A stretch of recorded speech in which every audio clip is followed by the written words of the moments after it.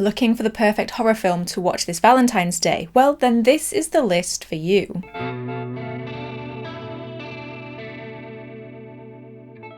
Hi guys, I hope you're doing really well. My name is Sarah and welcome to What the Horror, the channel where we talk about horror movies old and new. The season of love and romance is upon us, and to help you find the perfect film to watch during this holiday season, I have gathered 25 of the best quote-unquote romantic horror movies. It may be the season painted in reds and pinks with cuddly toys and bouquets of cliché roses everywhere you look, but that doesn't mean there isn't still plenty of horror fun to be had during this holiday. I actually quite enjoy the aesthetic of this time of year because between Valentine's and Easter, I feel like we get a little bit of colour and fun added to an otherwise dull and drab time of year, and that enjoyment extends to the horror movies set around and inspired by Valentine's. Now, not everyone loves Valentine's Day and not everyone has someone to get all romantic and mushy with. Well, don't worry because I have you covered. This list has something for everyone. We have horror movies set on and around Valentine's Day. We have horror movies with a coming-of-age romance. We have gothic romance horror movies. We have love gone wrong horror movies and a few random ones thrown in at the end. There will be no spoilers in this episode as this is a list of suggestions rather than a list of reviews, although I may give a brief opinion on the film. I will also make it clear I'm not saying that these are all great movies or even good movies. These are simply movies that are the perfect watch for Valentine's. And with that in mind, let's get into the list. First up, we have the obvious, the classic, My Bloody Valentine from 1981, starring Paul Kellman, Laurie Hallier and Neil Affleck. After Harry Warden sought revenge on those responsible for an accident in the mines, causing the death of 4 miners, the town of Valentine's Bluff banned the celebration of Valentine's Day. Now, a group of young adults are hosting the first Valentine's Day dance in 20 years. But it seems as though Harry Warden is back to put a stop to it. Sure, this is an obvious entry on this list, but it's here for a reason.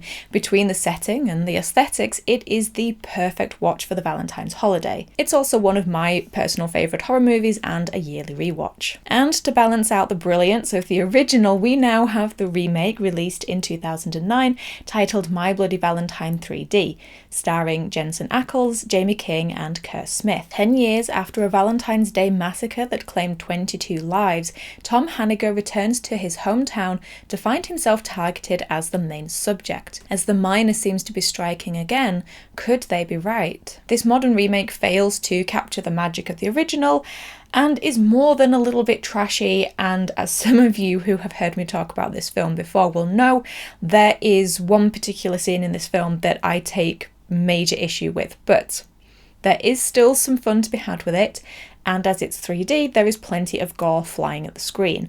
Plus, with a few new twists and turns, it's not an exact rehash of the original. Then we have slasher movie Valentine from 2001, starring David Boreanaz, Denise Richards and Marley Shelton, and directed by Jamie Blanks, who also directed Urban Legend. On Valentine's Day 1988, a young boy named Jeremy is falsely accused of attacking a young girl at a school dance. Now, 13 years later, Jeremy seems to have returned to take his revenge on the girl and her group of friends as they get picked off one by one by a killer in a Cupid mask. Valentine is a simple run-of-the-mill slasher film with a likeable final girl and some banging songs on the soundtrack. I'm looking at you, Opticon. Keeping on with slasher films, next we have Lover's Lane, released in 1999, starring Anna Faris and Riley Smith. On Valentine's Day, couples are attacked while parked on Lover's Lane by a hook-wielding maniac. Now, 13 years later, the hooked killer has returned and is now targeting the children of the original victims. This is one I haven't seen yet, and while it is on my to-watch list, I've also heard less than positive reviews about this film, so take that as you will. The next one is a bit of a surprising entry on this list, seeing as how I had no idea it was actually set on Valentine's Day, but that is Pontypool from 2008. It's Valentine's Day in the small Canadian town of Pontypool, and shock jock Grant Mazzy reports to his studio as usual.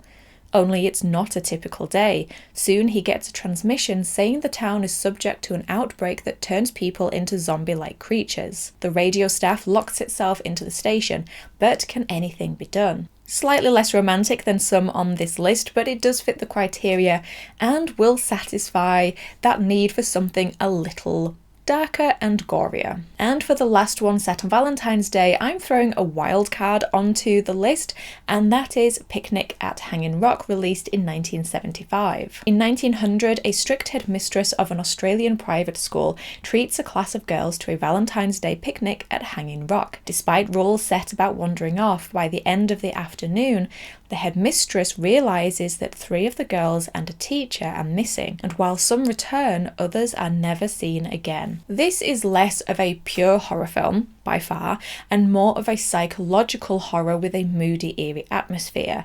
It has actually been voted the best Australian film of all time by some members of the Australian Film Institute, and is a must-watch if you like mystery, intrigue, and a film that makes you unsure how you feel by the end of it. First up, for coming-of-age films, we have zombie comedy horror Warm Bodies, released in 2013 and starring Nicholas Hoult and Teresa Palmer. After a zombie becomes involved with the girlfriend of one of his victims, their romance sets in motion a sequence of events that might transform the entire lifeless world. While Warm Bodies may look like a teen film from the outside, there is also enough depth to the message of this film that makes it a great watch for anyone. As MovieWeb describes it, Warm Bodies is an act of deliberate subversion that explores discrimination and love beyond the boundaries set by nature. Next, we have Swedish romantic horror film Let the Right One In, released in 2008. Set in 1982 Stockholm, 12-year-old Oscar is a lonely outsider, bullied at school by his classmates. He befriends his 12-year-old next-door neighbour Ellie, who only appears at night in the snow-covered playground outside their building. Let the Right One In, which is a highly regarded and rated film, is considered to have been one of the films responsible for reinvigorating the vampire genre. And while this is a horror film with gore, the focus is very much on the darkness of humanity and the relationship between the two 12-year-old leads. Then we have perhaps the most recent entry on this list, and that is Bones and All, released in 2022 and starring Taylor Russell and Timothée Chalamet. Love blossoms between a young woman on the margins of society and a disenfranchised drifter as they embark on a 3,000-mile odyssey through the backroads of America. However, despite their best efforts, all roads lead back to their terrifying pasts and a final stand that will determine whether their love can survive their differences. While this genre-blending horror film financially failed at the box office, it still has its fan base, and I've also heard it jokingly dubbed the cannibal version of Twilight. And the final one for coming of age is the now cult classic Jennifer's Body, released in 2009 and starring Megan Fox, Amanda Seyfried and Adam Brody. When she is sacrificed to Satan, high schooler Jennifer becomes a succubus, and while evil Jennifer satisfies her appetite for human flesh with the school's male population, her friend Needy learns what's happening and vows to put an end to the carnage. Jennifer's Body has been retrospectively credited for its feminist messages and bisexual undertones, and is definitely being appreciated for the intention of the film rather than the questionable marketing that the original release went with. First up, we have perhaps one of the greatest love gone wrong / breakup horror films out there, and that is Midsommar, released in 2019, starring Florence Pugh, Jack Reynor, William Jackson Harper and Will Poulter. Several friends travel to Sweden to study a summer festival that is held every 90 years in the remote hometown of one of the friends. What begins as a dream vacation in a place where the sun never sets gradually turns into a dark nightmare as the mysterious inhabitants invite them to participate in their disturbing festive activities. Certainly not a film for everyone, as this is a very, very heavy psychological horror which also contains graphic body horror or body injury, but Midsommar is one of those films that is both beautiful to look at and has so much to say. Next, we have another psychological horror film, Possession, released in 1981 and starring Isabelle Adjani and Sam Neill. When a young woman leaves her family, the husband determines to find out the truth and starts following his wife. At first, he suspects that a man is involved, but gradually he finds out more and more strange behaviours and bizarre incidents that indicate something more than a possessed alleged love affair. While Possessed wasn't a critical or financial success on its release, it has gone on to become a cult favourite in recent years. Then we have The Invisible Man, released in 2020, starring Elizabeth Moss, Storm Reid and Oliver Jackson Cohen, and written and directed by Leigh Whannell. When Cecilia's abusive ex takes his own life and leaves her his fortune, she suspects his death was a hoax. As a series of coincidences turn lethal, Cecilia works to prove that she is being hunted by someone nobody can see. This modern reimagining of the classic horror film acts as a wonderful allegory for domestic abuse and shifts the focus from the titular character onto the female lead, making it the victim's story. Then we have Australian horror The Loved Ones, released in 2009, written and directed by Sean Byrne. Lola Stone asked Brent Mitchell to the prom, but Brent said no, and now he's screwed. What happens when Lola doesn't get what she wants? She enlists Daddy's help to throw a prom of her own where she is queen and Brent is king, whether he likes it or not. The Loved Ones is a horrifying portrayal of obsessive puppy love and may not be for everyone because of its pretty nasty and unpleasant content at times, but for those of you wanting something darker and more brutal, then this could be the one for you. And finally, for Love Gone Wrong, we have Japanese horror film Audition, released in 1999. A widower takes an offer to screen girls at a special audition, arranged for him by a friend to find him a new wife. But the one he takes a fancy to is not who she appears to be after all. Audition, the film Quentin Tarantino described as, quote, a true masterpiece if there ever was one, unquote, is credited by some as an influence on the torture porn subgenre of horror, with Eli Roth quoting this film as an influence in his making Hostel. And film critic Robin Wood described the film as almost unwatchable because of how disturbing it is. However, there are many people who hold this film in high regard, but maybe give it a little look up on Does the Dog Die for trigger warnings. Okay, so now for some gothic romance horror, some of my particular favourites. And first up, we have the ultimate gothic romance horror full of lifelong longing, and that is Bram Stoker's Dracula, released in 1998 and starring Gary Oldman, Winona Ryder, Keanu Reeves and Anthony Hopkins. Although, to be honest with you, you could probably take any Dracula movie. When Dracula leaves the captive Jonathan Harker and Transylvania for London in search of Mina, the reincarnation of Dracula's long-dead wife, obsessed vampire hunter Dr. Van Helsing sets out to end the madness. While Francis Coppola's Dracula has many themes, from the fear of the other, occultism and an allegory for the AIDS pandemic, there is at its core an underlying theme of undying love and longing. This timeless love is one of the many reasons Dracula and vampire movies in general have such an enduring fanbase. Then we have romantic gothic horror Crimson Peak, released in 2015, starring Mia Wasikowska and Tom Hiddleston, and directed by Guillermo del Toro. In the aftermath of a family tragedy, an aspiring author is torn between love for her childhood friend and the temptation of a mysterious outsider. Trying to escape the ghosts of her past, she is swept away by her new husband to his family home, a house filled with secrets and its own ghosts. Described by Del Toro as a modern take on the ghost story, Crimson Peak is an absolute visual treat and a perfect watch for the Valentine's holiday season. And talking of modern gothic horror, next up we have Candyman, released in 1992 and starring Tony Todd and Virginia Madsen. Intrigued by local legends, Helen investigates the myths and superstitions surrounding the one-armed Candyman. However, she confronts her worst nightmare when a series of murders start taking place. While most of Candyman deals with racial inequality and gentrification, there are moments where it delves into romance horror as Helen Lyle is bewitched by the honey-toned Candyman. Okay, so the next one, some of you may not agree with me, but I feel that it classes as a gothic romance, and that is The Mummy, released in 1999 and starring Rachel Weisz, Brendan Fraser and John Hannah. Adventurer Rick O'Connell, Egyptologist Evelyn and her clumsy brother inadvertently wake up the mummy Imhotep, Pharaoh Seti I's high priest, during a dig at the ancient city of Hamunaptra.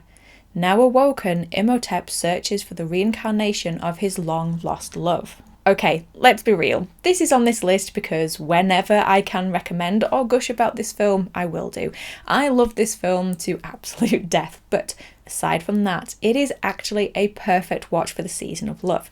First of all, The mummy Imhotep's story stems from his forbidden love for Anaxamun, the pharaoh's mistress. And secondly, and more importantly, you have one of the most likeable romantic couples in film history in Evelyn and Rick. And the final one for Gothic romance is a return to the Universal monsters with The Bride of Frankenstein, released in 1935, directed by James Whale and starring Boris Karloff and Elsa Lanchester. Dr. Frankenstein, having survived his last meeting with his monster, wants to get away from his experiment, but another doctor, a Dr. Pretorius, wants to create a mate for the monster. When Dr. Frankenstein refuses, his wife is kidnapped, forcing his hand to make a new monster, this time a bride. This one is an absolute classic and a must-watch for any horror fan, in my opinion.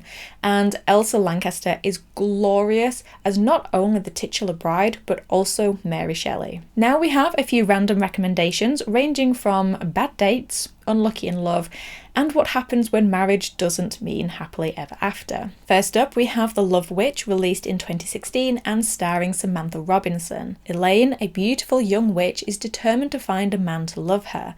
In her gothic Victorian apartment, she makes spells and potions and then picks up men and seduces them. However, her spells work too well and she ends up with a string of hapless victims. When she finally meets the man of her dreams, her desperation to be loved will drive her to the brink of insanity and murder. This is another one on the list that I haven't seen yet, but it is on my to-watch list for sure, if for no other reason than the absolutely stunning visuals of this film. It's like a red heart-shaped box of Valentine's Day chocolate exploded on the screen. Then we have horror thriller Fresh, released in 2022, directed by Mimi Cave and starring Daisy Edgar-Jones and Sebastian Stan. Frustrated by scrolling dating apps only to end up on lame, tedious dates, Noah takes a chance by giving her number to the awkwardly charming Steve after a produce section meet-cute at the grocery store. Of course, there is much more to this film than that, but if you are one of those who is yet to watch it, then I don't want to give away any spoilers. All I'll say is it's a fun watch and a clever script, highlighting aspects of the modern dating world and how it can sometimes feel for women navigating their way through the world. Then we have The Night House. Night House was released in 2021 and stars Rebecca Hall. Reeling from the unexpected death of her husband, Beth is left alone in the lakeside home he built for her. Soon she begins to uncover her recently deceased husband's disturbing secrets. The Night House perhaps veers slightly more into horror thriller than straight up horror, but is an interesting exploration into widowhood and the question, how well do we really know the ones we love? Then we have black comedy horror film Ready or Not, released in 2019 and starring Samara Weaving, Adam Brody and Andy McDowell. A bride's wedding night takes a sinister turn when her eccentric new in-laws force her to take part in a terrifying game. Again, like Fresh, if you haven't seen this one, then it is best going in knowing as little as possible, but this is another fun time. And finally, we have It Follows, released in 2015 and starring Micah Monroe. After carefree teenager Jay sleeps with her new boyfriend Hugh for the first time, she learns that she is the latest recipient of a fatal curse that is passed from victim to victim. Now she finds herself being followed by a malevolent force afterwards. An interesting one to end on, as It Follows is often considered as having themes ranging from SA to STI, although there is dispute over that one, and primal anxieties about intimacy. It Follows has been described as smart, original, and a mesmerizing exercise in minimalist horror. So there you are, 25 horror films that are the perfect watch for Valentine's Day. I hope there is something on this list that caught your interest. Let me know, if any, which you are going to watch, and as always, let me know your own recommendations. And if you're new here, then please don't forget to subscribe so you don't miss out on further content. I release weekly here on YouTube with an extra 1 to 2 videos over on my Patreon account. If you would like to join these names here and become a Patreon member, then there is a link in the description box below. But in the meantime, thank you as always for stopping by. I really do appreciate it. Take care of yourselves and I will talk to you in the next episode. Bye!